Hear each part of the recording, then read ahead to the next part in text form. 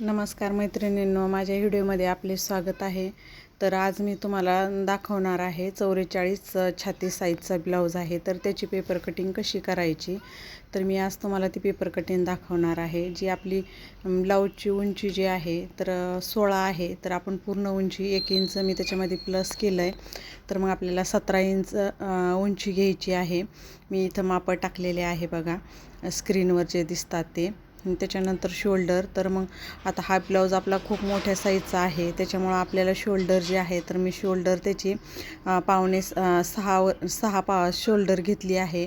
आणि जो मुंडा आहे तर मुंड्याचा आपल्याला मुंड्याचा जो आकार द्यायचा तर मुंड्याचं माप पण मी 6 घेतलं आहे. आणि आपली जी छाती आहे तर मग छाती आपली 44 साईजचा ब्लाऊज आहे.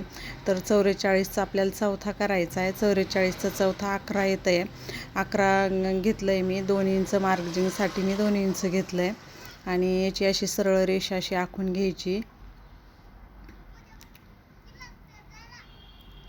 त्याच्यानंतर आपलं खालचं कमरेचं माप, तर कमरेचं माप जे आहे, कमरघेर जे आहे आपलं ते 40 आहे.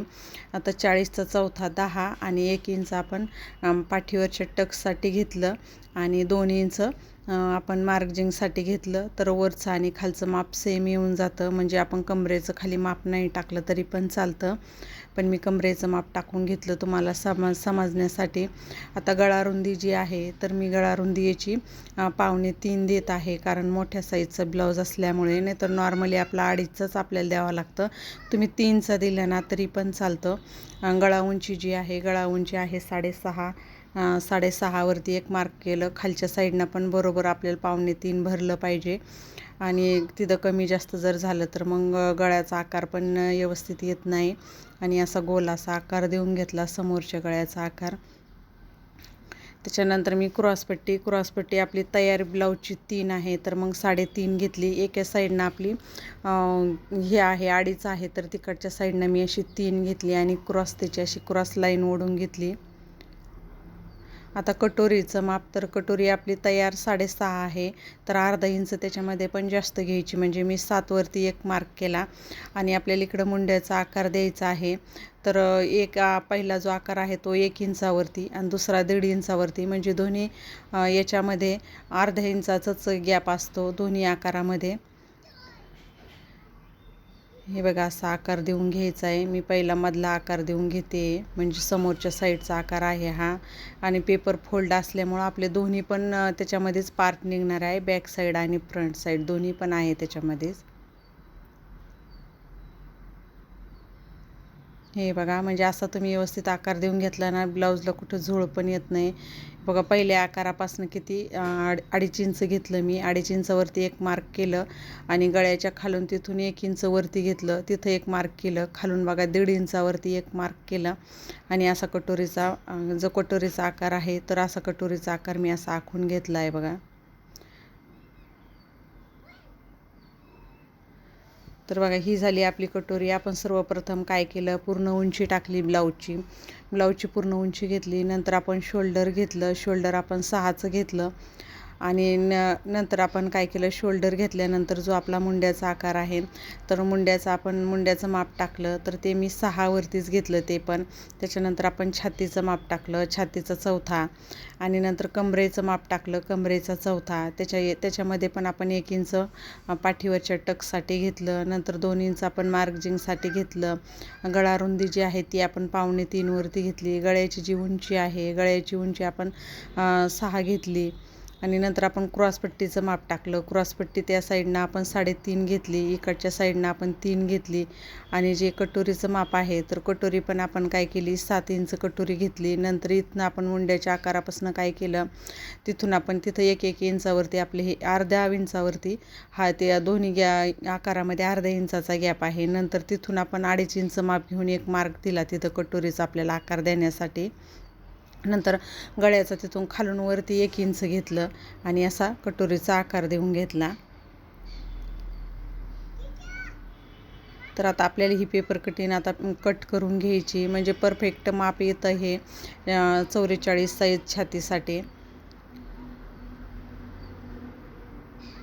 आणि अशा प्रकारे जर का तुम्ही पेपर कटिंग केली तर ब्लाऊजला कुठे झोळ पण येत नाही आणि कस्टमरला पण तो ब्लाऊज व्यवस्थित बसतो.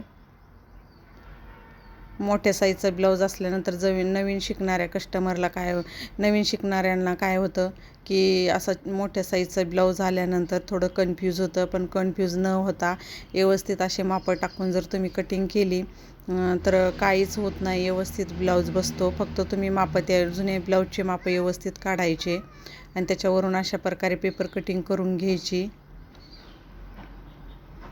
आता त्याच पेपरमध्ये आपली बॅक साईड पण निघली. बॅक साईडला पण मी 2.5 वरतीच गळा रुंदी दिली आहे आणि गळा उंची जी आहे ती 10 घेतलेली आहे.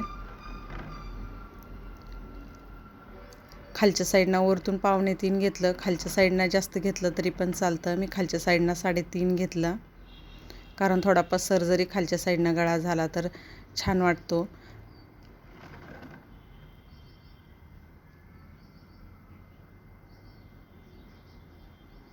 हे असा गळा कट करून घ्यायचा.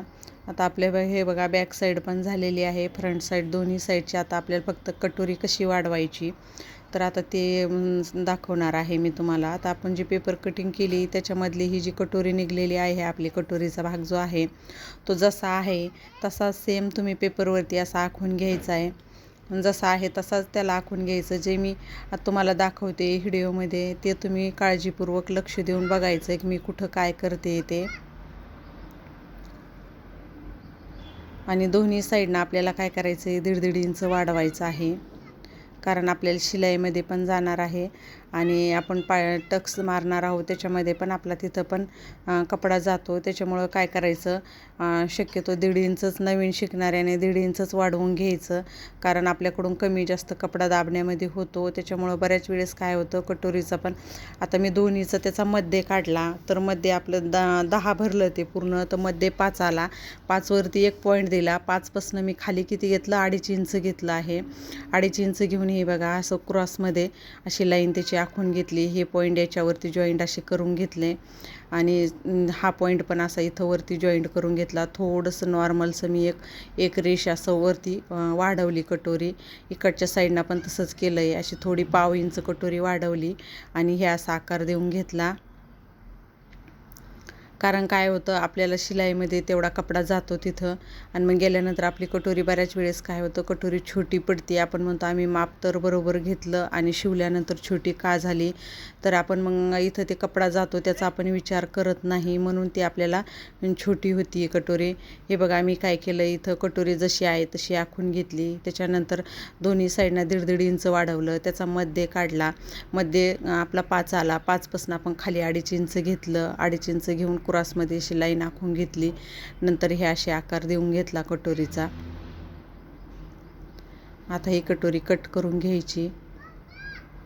तुम्ही ह्या प्रकारे जर का कटोरी वाढवायचं, जर तुम्ही मी जशी कटोरी वाढवली अशी जर का कटोरी वाढवली ना, ही कटोरी परफेक्ट बसती. म्हणजे टक्स पण एकदम व्यवस्थित येतात. चपटी कटोरी कुठंच चपटी होत नाही, व्यवस्थित बसती. हे बघा आपला आता कटोरी पण आपली काढून झालेली आहे. आता आपण लगेच बाहीचं पण माप काढणार आहोत. म्हणजे मी सगळं तुम्हाला एकाच व्हिडिओमध्ये सांगत आहे. तर आता आपल्याला बाहीचं पण माप घ्यायचं आहे. तर मी याच्यावरती लगेच पेपरवरती मी बाहीचं माप टाकून घेते.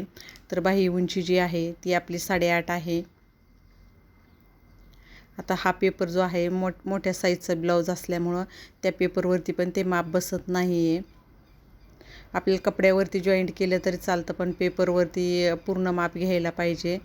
हे बघा मी आता 9 घेतली याची, इथं 9 उंची घेतली, कारण तयार 8 आहे. 1 इंच वाढवलं.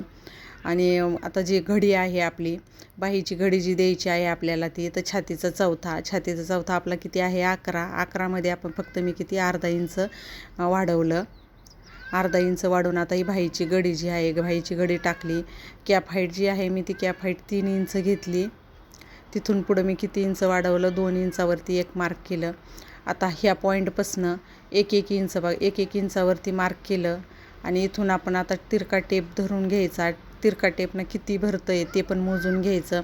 हे बघा पहिला जो आकार आहे तो हा बॅक साईडचा आकार जो आहे तो हा पहिल्या पॉईंटवरती द्यायचा. हे असा मी पहिल्या पॉईंटवरती देऊन घेतला.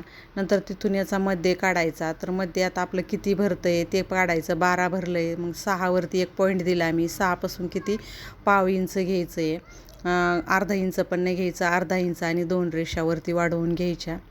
आणि आता हा इथं मी 1 इंचावरती जो पॉईंट दिलेला आहे, तर हे बघा, तर ह्या प्रकारे त्याला असा आकार देत देत यायचं आणि त्या पॉईंटला तो आकार मिळवून द्यायचा.